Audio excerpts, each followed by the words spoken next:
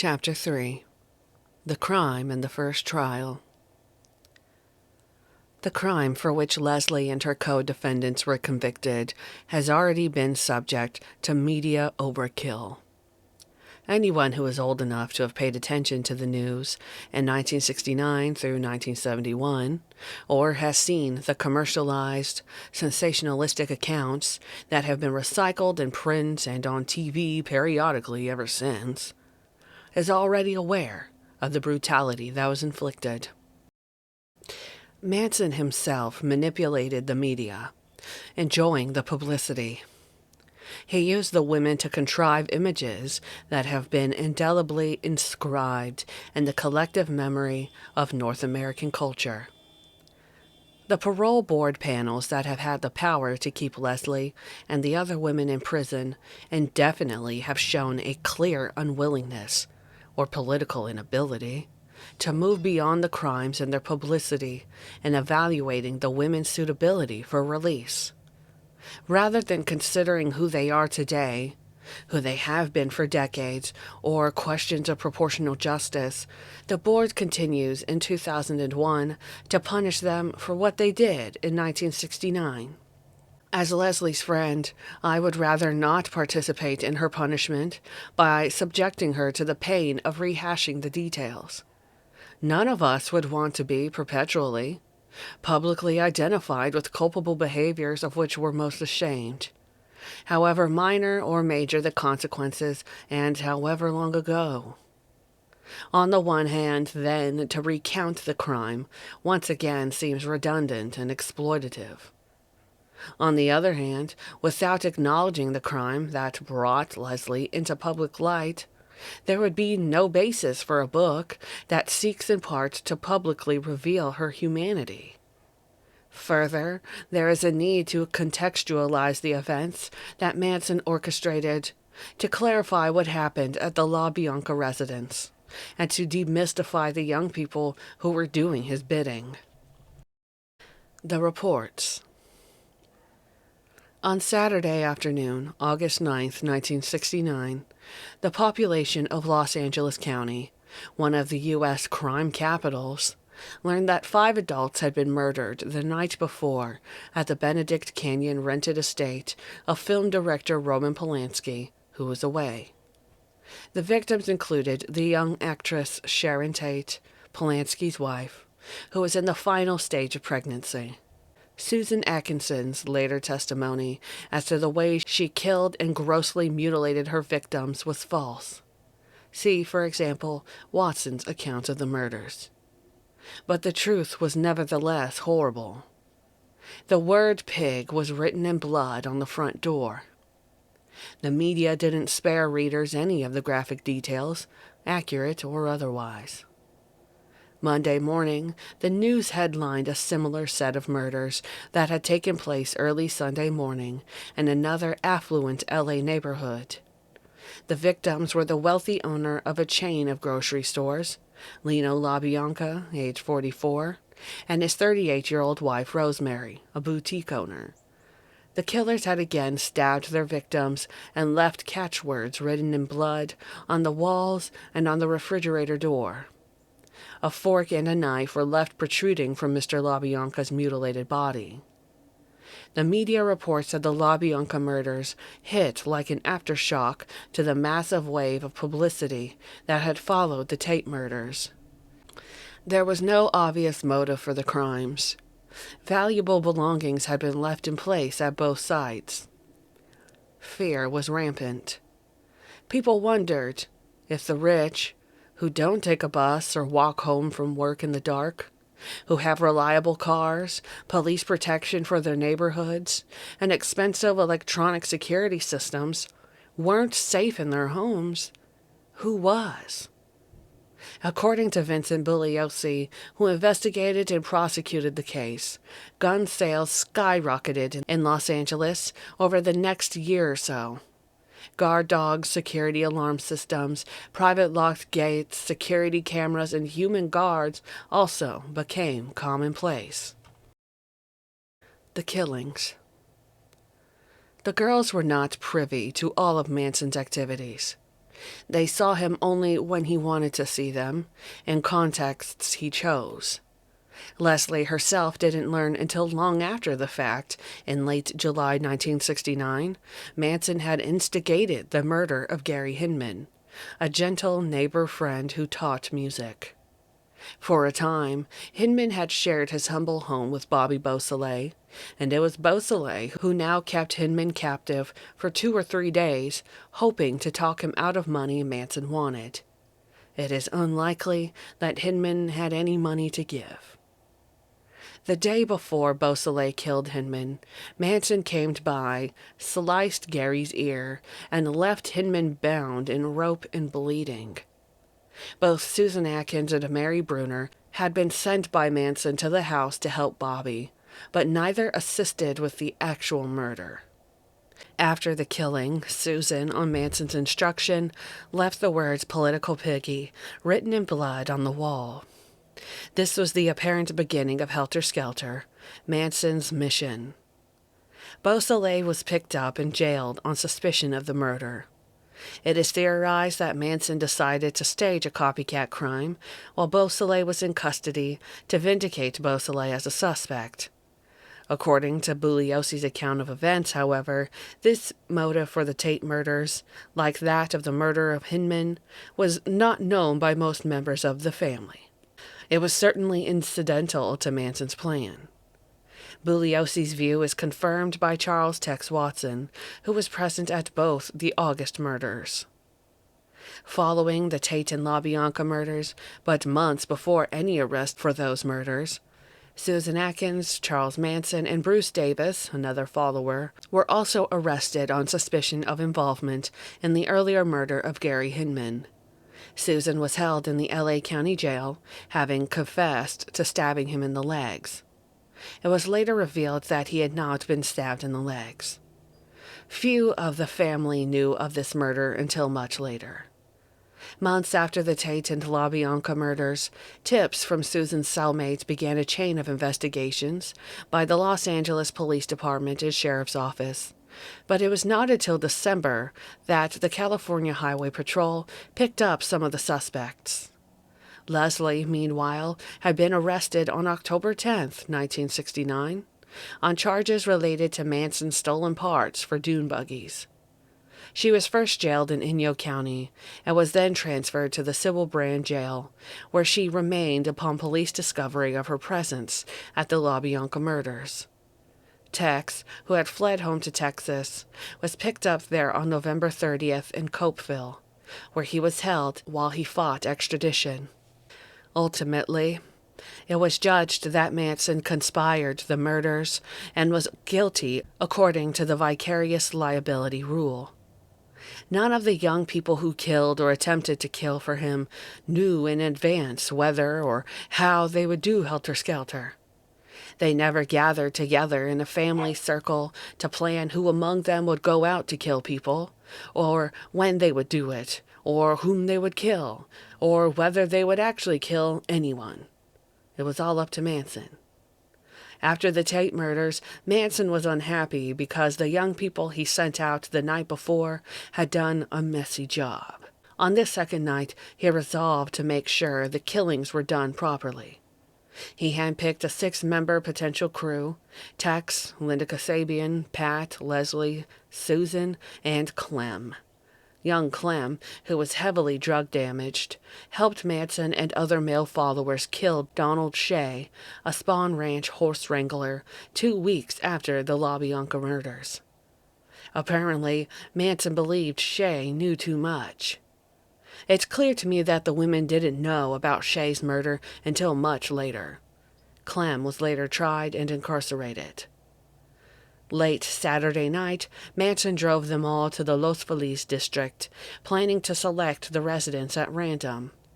En route, he rejected one house because, through the front picture window, he could see photos of children on the walls. He stopped in front of a church, but it appeared no one was there. Finally, he settled on a house, next door to a home where he had, at least once, attended a party. Leaving the others in the car, Manson and Tex broke into and entered the LaBianca home and tied up the victims. After exiting the home, Manson sent Pat and Leslie back inside with Tex, with the admonition not to cause fear and panic, and not to let the victims know they would be killed. Now it was spoken.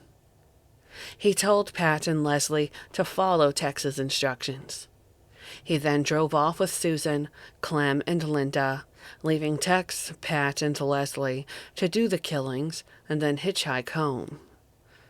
When Manson drove away, Pat and Leslie led Rosemary LaBianca from the living room, where she and her husband were tied at the wrists and ankles, to the bedroom.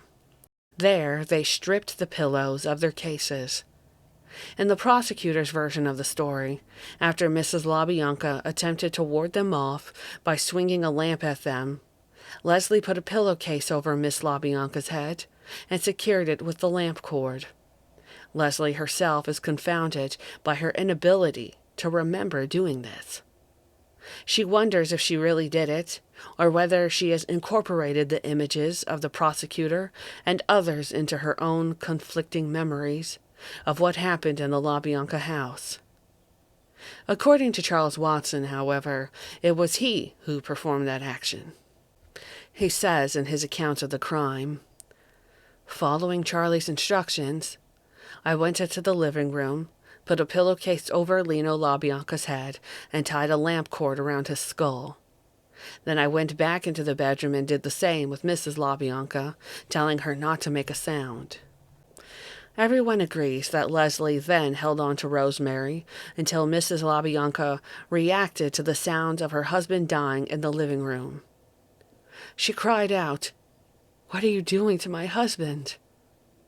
And Leslie reflexively let go, backed away, and fled from the room to the hallway to another bedroom, and then back to the hall. Her conscience was exposed in that first instant when her instincts recoiled against the actual deed of killing. Despite her furious attempts to stab Mrs. LaBianca while holding on to her, Pat was not efficient with the knife, and she summoned Tex. He ended Mrs. LaBianca's life hurriedly, with a bayonet. He then demanded that Leslie, now standing back and looking on in terror, also stab the woman, even though it was obvious that Rosemary LaBianca was already dead. He wanted to ensure that all three of them would have done their part as one entity to please Charlie. Mortally frightened by the scene, Leslie obeyed, stabbing once, then quickly again, 14 to 16 times into Rosemary LaBianca's lower back and buttocks. She later described her feeling of stabbing Mrs. LaBianca in various ways. Leslie felt like a shark with its prey, a primitive animal, a wildcat who had just caught a deer. To a parole board, she said she felt at the time as if she were at war with herself, fighting her desire to be a good soldier for Charlie against her horror at the killings. The entire double murder from beginning to end took just a few minutes. The testimony is conflicting as to whether it was Pat or Tex who went into the living room and, with kitchen utensils left protruding from the victim's body, further mutilated Mr. LaBianca, now dead. It is clear, though, that with his blood, Pat wrote references to Beatles songs on the living room wall and on the refrigerator door, including Rise and Helter Skelter. Bugliosi and the press made a lot of this misspelling, but I know that Pat is not a poor speller. I suspect that she was as fully out of her mind as were Leslie and Tex. She probably hadn't seen the words Helter Skelter in writing. She had learned the expression not from print, but from Manson's harpings. Meanwhile, Leslie, on Tex's instruction, and on Manson's directive to her to obey Tex, thoroughly removed fingerprints from everywhere in the house. This action was later interpreted by the prosecutor as evidence that she knew what she was doing was wrong. In fact, She did know that the killings were wrong according to society's values and laws. That was never a question. Like the others, she simply believed that Manson's laws were of higher authority than those of the state. Just under 20 years old that night, Leslie chose to obey as well as she could. She was disappointed in her failure to kill as instructed. She didn't want to fail also at the fingerprint job. It was important to her that the family remain free, intact, and effective as a group to carry out Charlie's mission. She removed the fingerprints to avoid any of the family getting caught, not for self-preservation, but for the good of the collective. This reasoning of Leslie's was backed up by psychiatric examinations done on her for her second trial in 1977. See Chapter 5. If more knowledge of cult behavior had been available in the first trial in 1970 to 71, and if she had agreed to a separate trial for herself, which was in her own interest, and which she refused to do, she may not have been convicted of murder and sentenced to death. After cleaning themselves up, Tex took a shower, having a snack and pocketing some collector coins, the team hitchhiked home. They bought their driver breakfast at a cafe along the way. The Manson murder cases garnered intensive judicial, media, and public scrutiny because they didn't fit any formula. Everything about the murders, the plot, settings, characters, motives, in no way resembled conventional murder. None of the participants considered themselves to be ordinary criminals. Leslie did not ever aspire to kill anyone. She wanted only to be a good soldier in the revolution planned by Manson. Reacting to descriptions of the murders as senseless, she said later, "The killings were not for killing's sake. It was to start a revolution. Whether it made sense or not wasn't the issue. Even though in reality the deaths were for nothing, in our minds it was necessary and important. In the end, it was their adulation of Charlie, more than their belief in his helter-skelter race war, that motivated the women to follow him into battle. They trusted his prophecy, whatever it was." In an academic typology of women who have killed, a female disciple killer is one who kills, or attempts to do so, under the influence of her charismatic male leader, whose personal acceptance she seeks at the cost of forfeiting her own identity. He is her idol, obeyed without question. He decides on the crime and the weapons, selects the victims, and dictates who among his followers will participate. Such women would never be involved in murder on their own initiative. Under their leader's influence, they abdicate their will. When I first spoke with the women in CIW's Special Security Unit in 1972, it became clear to me that they were as taken as Manson himself with the age-old Western view of the dualism of good and evil. That dualism can produce a conflict within one's own soul. For Manson, as with counterculture philosophers who were influenced by Buddhism, the duality was not a conflict, but rather a unity. Even in Christian mythology, Lucifer, the angel of darkness, was also the bearer of light. In one of his poems, Manson, the so-called Son of Man, said something like, "When a mother sends her son to war, who kills? The government or his mother? Mother, behold your son. When will woman get behind man and die for him?" It's an enraging question when you consider the women who do die for or at the hands of men, and because it assumes somebody has to die. But mothers do send their sons to war, usually with the complicity of silence. And among many Christians, war is conducted in the name of the Father, Son, and the Holy Spirit, just as others go to war in the names of their gods. One of the incidental ironies of Leslie's story is that her brother served time in a military brig for refusing to bear arms. Life does not easily tolerate death.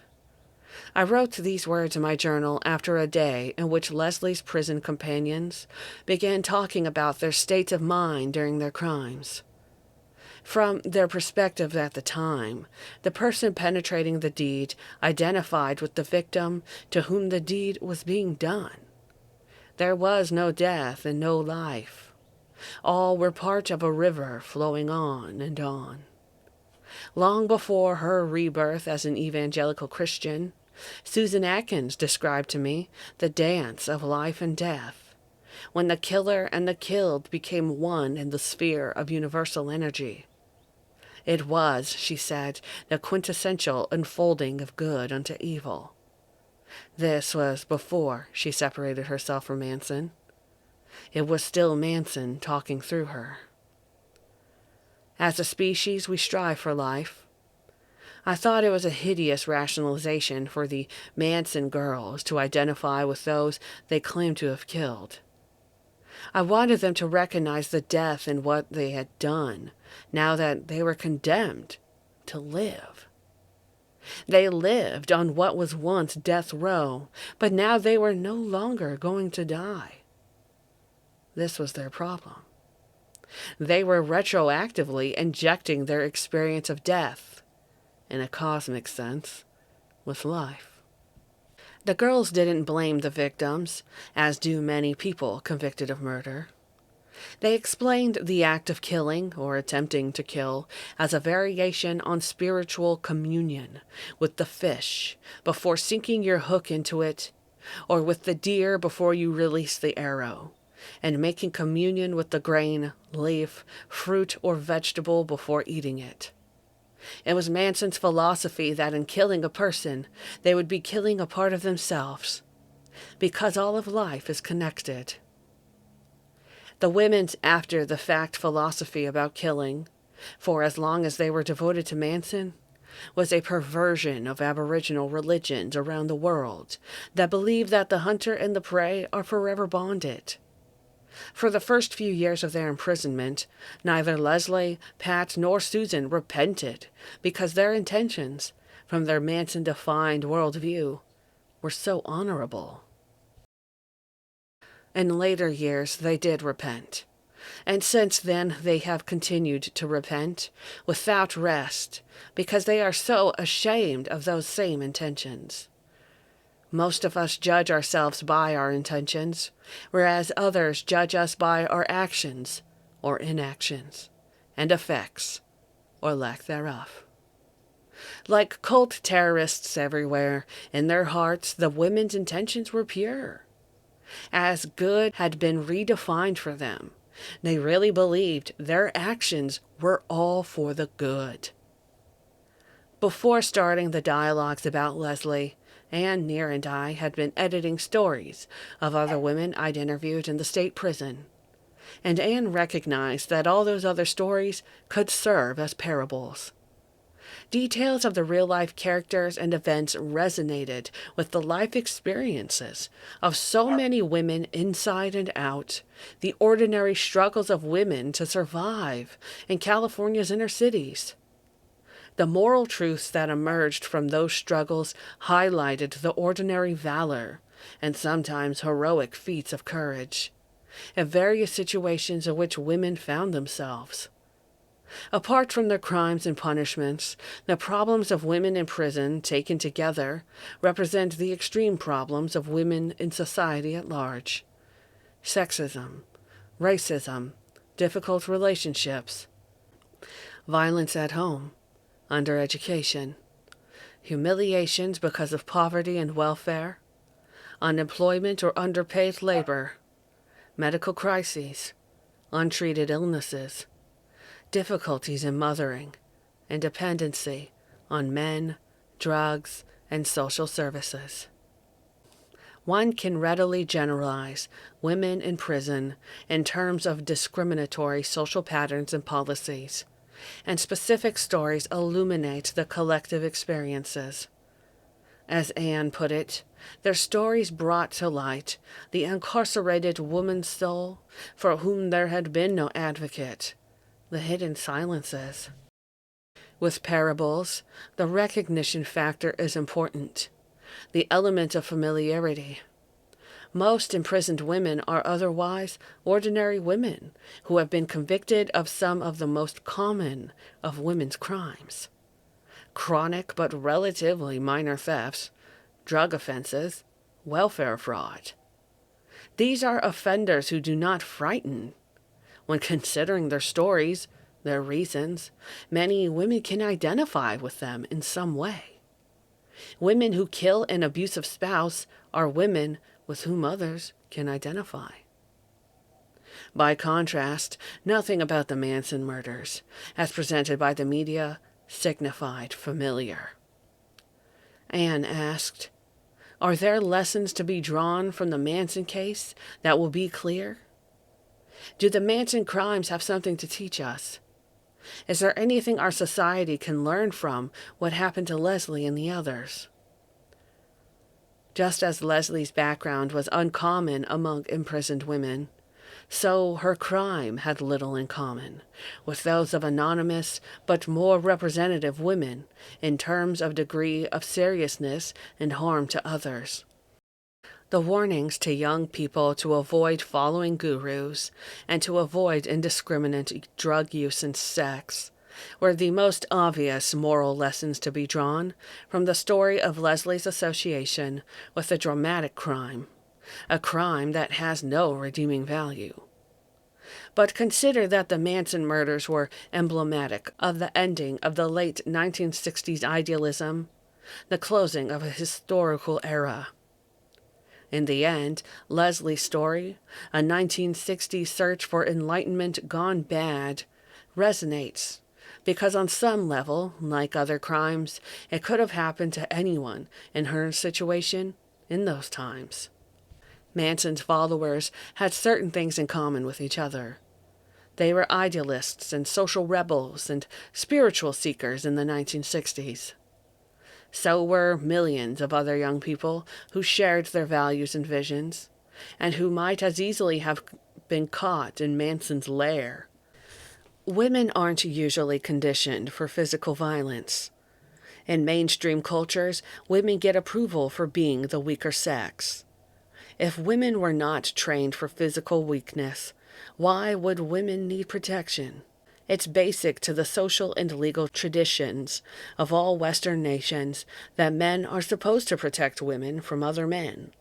Certified men, and now some women, are authorized to use force and state-legitimized violence to conquer myriad enemies locally, nationally, internationally, and these enemies are usually men. People, generally but not only men, kill from patriotism, anger, fear, territorial defense, nationalistic, ideological, or religious duty, regular pay or promises of big money, pride, jealousy, self-defense, orders from official superiors, conscience, greed, control, and vengeance. Many years ago, my then teenage son observed that every case of unprovoked violence is simply misplaced, delayed self-defense. From then on, I saw bullies as avenging some harm done to themselves, often long ago when they were defenseless. When they eventually lash out, it's usually against the wrong target. But for the women in the Manson case, none of these manly reasons for violence can be readily applied. It wasn't about the girls whose attempts to kill weren't successful. They weren't filled with that kind of rage. It was about Manson, who was. He had a will, and they had given their wills to him. They tried to kill for a particular man. All of them. The same man. For a shared set of beliefs with which he had indoctrinated them in his own special way of communicating, which only they understood, or which they accepted even when they didn't understand. This is cult behavior. Manson's girls on trial. When Leslie was in jail in Los Angeles, undergoing questioning, the police offered her immunity, protection, and maybe money if she would testify against everyone else. She refused. She said later that it would have been like playing the role of Judas. The trial, which lasted almost 11 months and ended in the spring of 1971, was like a circus, with Manson and Bugliosi as co-ringmasters vying for attention. None of the defendants, Leslie Van Houten, Patricia Krenwinkel, Susan Atkins, or Charles Manson, appeared to take it at all seriously.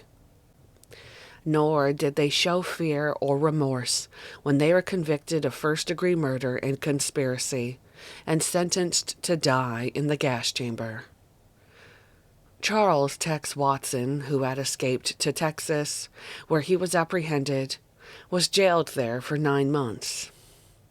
His lawyer fought extradition on the grounds that, given the publicity in California, which equaled that of JFK's assassination, a fair trial wasn't feasible in that state. Watson was finally returned to California and tried and convicted in a separate trial. Like the women, as of early 2001, he continues to serve a California life sentence with the possibility of parole. During both the pre-trial hearings and the trial, other Manson girls who hadn't been involved in the crimes kept vigil on the sidewalk in front of the courthouse. For almost 2 years, they lived in sleeping bags with little cooking pots and everything they needed to survive on the street. They helped transport messages from Manson, whom they visited at the jail, to the girls who were jailed in Sybil Brand. It was through them that Manson managed to orchestrate his co-defendants' testimony and the hiring and firing of attorneys. Lawyers who did what Manson wanted kept their jobs. Leslie's first lawyer was Marvin Part, whose taped private interview with her was later offered to the court. Ira Rayner, her second lawyer, was later elected LA County District Attorney. Like her other lawyers, he had been keen to separate her case from the others, but Manson wouldn't allow it. Lawyer number 3 was Ronald Hughes, who died by accidental drowning while on a camping trip, just prior to the close of the trial in 1971. He was replaced by Maxwell Keith, who continued to represent Leslie through an appeal and 2 retrials 7 years after her original conviction. The women associated with Charles Manson collectively followed his ever-changing agenda and persona. They served him cheerfully, with synchronicity, singing in harmony in the face of their own execution. Taking their cues from Manson and from each other, they yelled in unison at the judge, vilified him, turned their backs on him, chanted. As Susan put it, she, Pat, and Leslie were 3 young women clearly not in their right minds, who were in slavish obedience to a madman. Bugliosi observed that Manson's signal to someone to change lawyers consistently occurred when the lawyer attempted to separate his client from the group. This is a divide-and-conquer tactic all lawyers employ when defending one member of a group crime, just as prosecutors offer reduced sentences to one or more individuals accused of a group crime in exchange for information against other members of the group. In Leslie's case, her first pre-trial lawyer recommended that she receive a psychiatric evaluation. Manson was opposed and instructed her to fire him. She did, and she refused to see the psychiatrist. The scenario was repeated with her second lawyer. Both of them believed that she shouldn't be tried for first-degree murder when she had neither planned nor technically committed a murder. The coroner confirmed that Mrs. LaBianca was killed by the bayonet stabbing before Leslie began her frenzied assault on a lifeless body. Each of her subsequent lawyers likewise tried to separate her case from that of her co-defendants. Given her continued submission to Manson and her determination to accept responsibility, even though she faced the death penalty, the lawyers believed she could not possibly be in her right mind. Eventually, however, court-appointed psychiatrists did determine that, legally, she was sane. Vincent Bugliosi readily acknowledged Manson's hypnotic power over the women, but he nevertheless insisted that they had followed him through their own free will, invoking the classical 18th century view of crime as a matter of rational choice, therefore deserving retribution. Both Bugliosi and Stephen Kay later prosecuted her in her 2 retrials, opposed psychiatric treatment for lawbreakers and sought straightforward punishment. Attention is seldom given to the reasons an individual commits a crime, because few judges or juries are willing to take into account a potential causal factor which is perceived rightly or wrongly to emanate from volitional behavior. Max Keith entered the picture as Leslie's final lawyer and was clear during his closing argument in 1971 and later that he recognized that she was the victim of a cult. As Keith summarized, the record discloses over and over again that all of these girls at the ranch believed Manson was God. Really believed it. The record discloses that the girls obeyed his commands without any conscious questioning at all. If you believe that they were mindless robots, they cannot be guilty of premeditated murder. In 1972, psychologist Rollo May made reference to Manson's cult. To him, the evidence was plentiful that Manson's followers were victims of mind control. Had the courts given attention to these interpretations, the first trial might have been conducted from different premises and might have had a different outcome in establishing the defendant's degree of responsibility. Vincent Bugliosi, however, was determined to get first-degree convictions for each of the brainwashed women whom he was so keen to prosecute as an individual with free will, even though he promoted the opposite appraisal. In his opening statement in the 1970-71 trial, he said, "Charles Manson was in fact the dictatorial leader of the family. Everyone in the family was slavishly obedient to him. He always had the other members of the family do his bidding for him. And, eventually, they committed the 7 Tate LaBianca murders at his command." He claims that Manson studied mind control techniques in prison, which he later put to use in programming his followers. In his closing argument, he called Manson the dictatorial master of a tribe of bootlicking slaves, and the girls were a closely knit band of mindless robots. In 1974, he wrote that Manson's domination over his co-defendants was so total, so complete, that they would do anything he told them to do, including murder. He also said, describing Manson's girls, "They all have the same thought. They use the same language. Each one was a carbon copy of the other. They are all still totally subservient and subject to Charles Manson. They are his X'd-out slaves." And yet, to the jury, even while acknowledging Manson's domination, Bugliosi pleaded that the girls knowingly, willingly placed themselves in that position. He thought they were human monsters, human mutations, and he held each of them liable for the crimes, whether or not they were present, and no matter how much. By Bugliosi's own account, they were not thinking for themselves. No excuses. They deserved to die. As journalist Paul Krasner observed, given that Manson wasn't present at the murders, the jury had to be convinced that Charlie's girls were zombies, who followed his orders without question. The jury accepted Bugliosi's conclusion that, brainwashing aside, they followed his orders willingly, with awareness. Given their displays in the courtroom, the women gave the jury ample evidence of Manson's power over them. But in order to gain a conviction, the DA had to try the women as individuals who exercised free, premeditated will. The contradiction presented by the prosecutor did not dissuade the jury from a guilty verdict. Manson's control cost the Manson girls dearly. During the trial, when he told them to shave their heads, they did.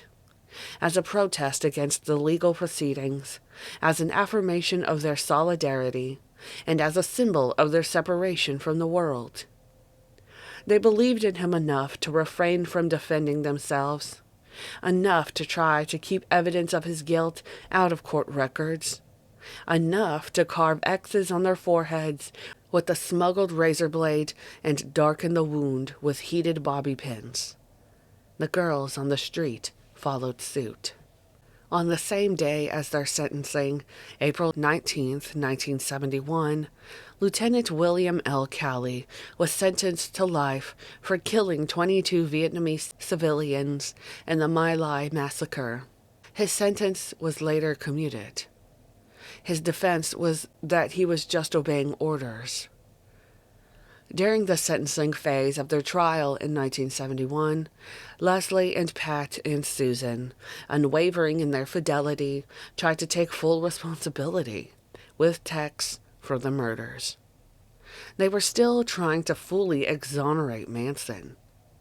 When they were sentenced to die in the gas chamber, they showed no fear. They believed only in Charles Manson. Society's judgments and plans for ending their lives were, in their minds, society's judgment of itself. With their heads shaven and their foreheads scarred, they walked down the courthouse hallways, escorted by their guards, smiling and singing. Effects on popular culture. In addition to Leslie, Susan, and Pat, in the course of a few years I also had contact with Mary Bruner and Catherine Gypsy Scher when they were imprisoned at the California Institute for Women in the mid-1970s, as I discussed later, and with Sandra Good and Lynette Squeaky Fromme when they visited my home soon after I first met the girls at the prison. All 7 were pretty, talented, sensitive, and intelligent. Just out of their teens, they and others like them had entered Manson's world long before he displayed his penchant for violence.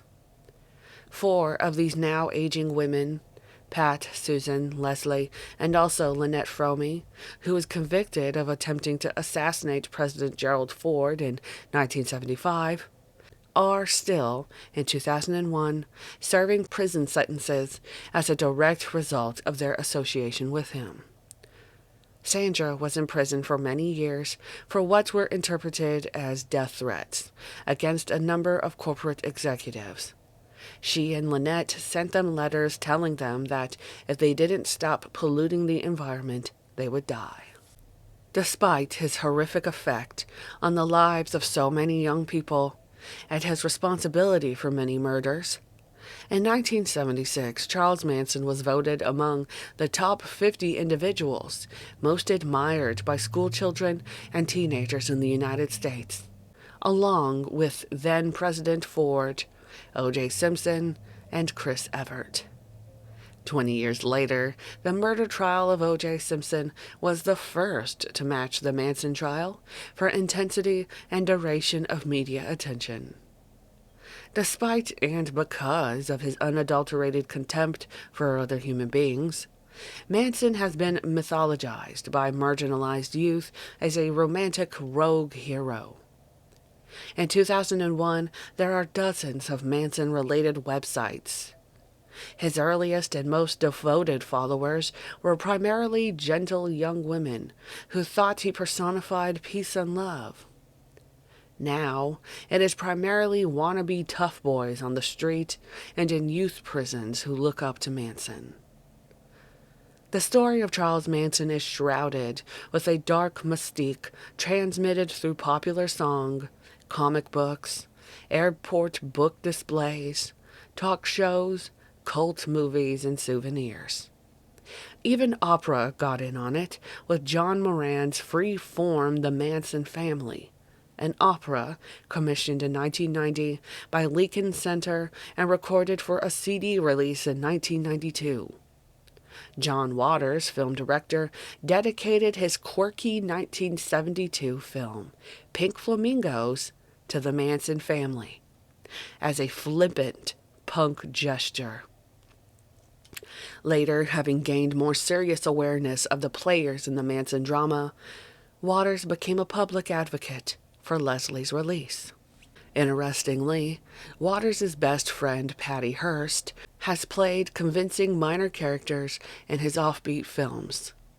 The daughter of a wealthy California newspaper magnate, she was kidnapped in the mid-1970s, abused, and indoctrinated with anti-establishment fervor. Her experience of being brainwashed by the Symbionese Liberation Army was not unlike Leslie's brainwashing by Manson. Both believed themselves to be soldiers in a liberation army. Hearst didn't kill anyone or attempt to do so, but she participated in armed robbery, publicly chastised her parents for their wealth, and otherwise acted entirely out of character, while with the SLA and under the influence of Sink, her charismatic leader. After a brief period of confinement, she was released by President Carter. Hearst was a straightforward victim. She didn't enter into a cult voluntarily, as Leslie had done, and she claims, reasonably, to have acted from fear rather than conviction, although they are not mutually exclusive. Inducing fear in the subject significantly facilitates the process of brainwashing. Within his prison cells, for years before the murders, Manson constructively translated alienation into song. When released on parole in 1967, he found a burgeoning counterculture whose musical sounds and poetry expressed his own agonies and longings, but which also, like Eastern religions, encouraged kindness, compassion, and positive attitudes.